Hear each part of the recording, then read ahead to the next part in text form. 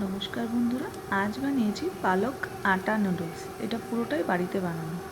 এর জন্য প্রথমেই পালং শাকগুলোকে কেটে নিয়ে একটু জলে ভাপিয়ে নিয়েছি। এরপর এটা মিক্সিতে ভালো করে পেস্ট করে নেব। এর সাথে আর কিছু মেশাবো না, শুধু পালং শাকটা দিয়েই পেস্ট করে নেব। এই দেখুন। এরপর একটা বাটিতে আটা নেওয়া হচ্ছে, এটা আমার ছেলেই নিচ্ছে।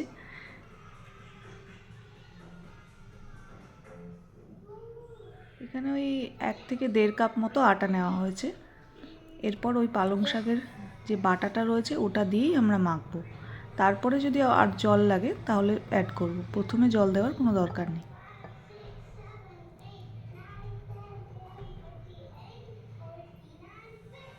এর সাথে দেব অল্প করে লবণ, ওই 1 চিমটে মতন লবণ, যেরকম আটা মাখতে লাগে ওরকমই। তারপরে এটা আটাটাকে ভালো করে মেখে নেব, আর উপর থেকে পরে একটু তেল দিয়ে দেব, দিয়ে 10 মিনিটের জন্য রেখে দেব। এরপর রুটির মতো বেলে নেব, কিন্তু এটা আরেকটু বেশি পাতলা হবে, রুটির থেকে একটু পাতলা বেশি হবে। এই দেখুন, আমার ছেলেও আবার রুটি বেলতে লেগেছে। ও বাড়ির কাজ করতে খুব ভালোবাসে। ও একটা রুটি বেলছে। এইভাবে আমরা টোটাল 3টে রুটি বানিয়ে নেব, রুটির মতো আর কি, একটু পাতলা বেশি হবে। এই যে 3টে বানিয়ে নিয়েছি। এরপর একটা নুডলস কাটার আমার কাছে আছে, আমি ওটা দিয়েই পাতলা পাতলা করে কেটে নেব। আপনারা চাইলে চাকু দিয়েও কেটে নিতে পারেন, এটা যদি বাড়িতে না থেকে থাকে। এই দেখুন, লম্বা করে কেটে নেব। এটা অনেকটা ওই পিৎজা কাটারের মতনই, সুন্দর লম্বা করে কাটা হয়ে যায়। তারপর একটু হাত দিয়ে ছাড়িয়ে নিতে হবে।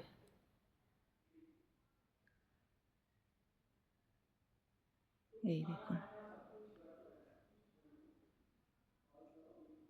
একটু সময় বেশি লাগে ঠিকই, বাট বাড়িতে আটা দিয়ে নুডলসটা খুব ভালো খেতে হয়। এই যে আরেকটা আমি কাটছি, যেটা চাকু দিয়েই কাটবো।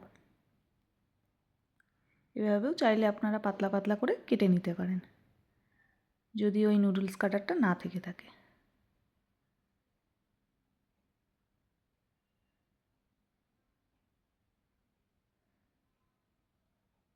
এই যে সবটা এবার কাটা হয়ে গেছে।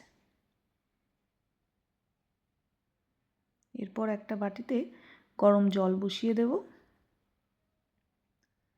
এর মধ্যে ওই 1/2 চামচ মতো লবণ দেব, আর দেব সাদা তেল।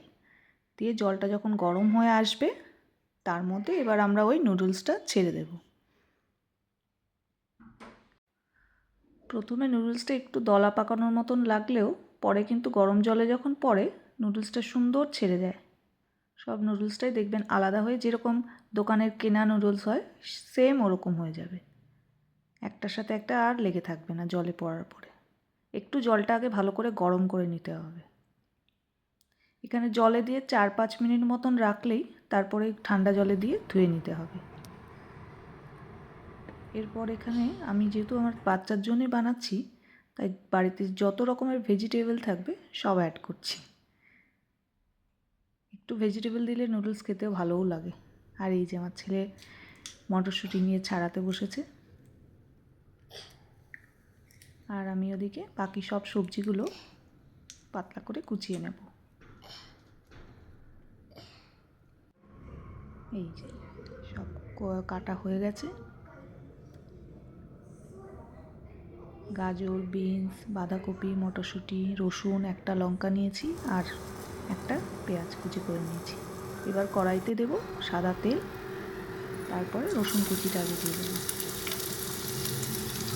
এখানে 5 থেকে 6টা রসুন কোচানো আছে। একটা হালকা একটু কালার আসলেই আমরা এর মধ্যে পেঁয়াজ কুচিটা দিয়ে দেবো।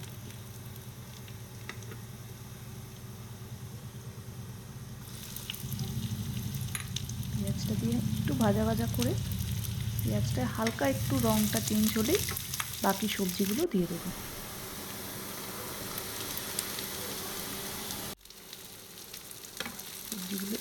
নাড়াচাড়া করে আমি এখানে লবণ দিয়ে দেবো পরিমাণ মতো।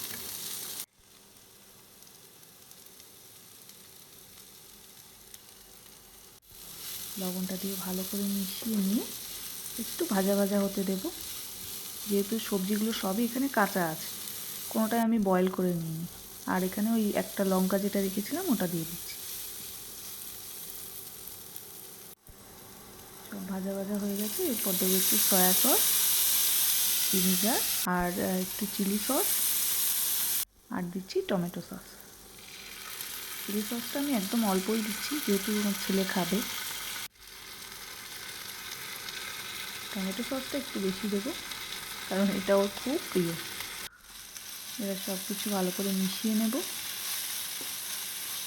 তারপরে আমি ওই যে নুডলসটা সেদ্ধ করে রেখেছি, এখানে দেওয়ার আগে আরেকবার একটু ঠান্ডা জলে ধুয়ে এখানে অ্যাড করে দেবো। তাহলে সুন্দর আলাদা আলাদা হয়ে থাকবে নুডলসটা, একটার সাথে একটা লেগে যাবে না। দিয়ে ভালো করে এবার আলতো হাতে মিশিয়ে নেব।